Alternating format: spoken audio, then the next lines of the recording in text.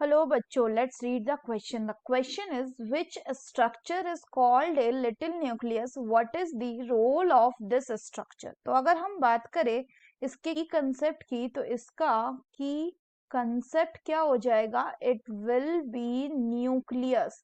तो जो न्यूक्लियस होता है बच्चों, ये प्लांट सेल हो या एनिमल सेल हो, उसका मेन कंपोनेंट होता है.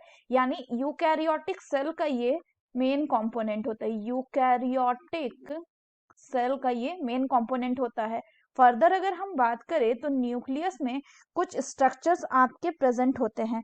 तो अगर हम इन स्ट्रक्चर्स की बात करें तो यहाँ पे हम देख रहे हैं इसमें सबसे पहले प्रेजेंट होता है आपका न्यूक्लियर मेम्ब्रेन, जो कि आपका एक पोरस स्ट्रक्चर होता है, जिस कारण से यहाँ पे आपका प्रेजेंट है क्या?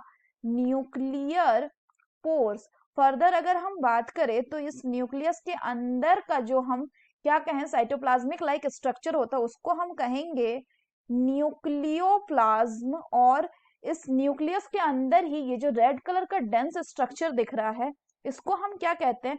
That is called as the nucleolus. क्या कहते हैं इसको? न्यूक्लियोलस. और ये जो न्यूक्लियोलस है, इसी को हम कहते हैं क्या? Little nucleus. क्या कहते हैं? Little nucleus. फर्दर अगर हम बात करें तो इस न्यूक्लियोलस का फंक्शन क्या होता है? तो ये जो आपका न्यूक्लियोलस है, यहाँ पे आपका सिंथेसिस होता है. So this is the site of the synthesis of ribosomal RNA. यहाँ पे आपका राइबोसोमल आरएनए बनता है. एंड यहाँ पे ही आपका फॉर्मेशन होता है किसका? राइबोसोमल सब यूनिट का. And the formation of ribosomal सब यूनिट्स.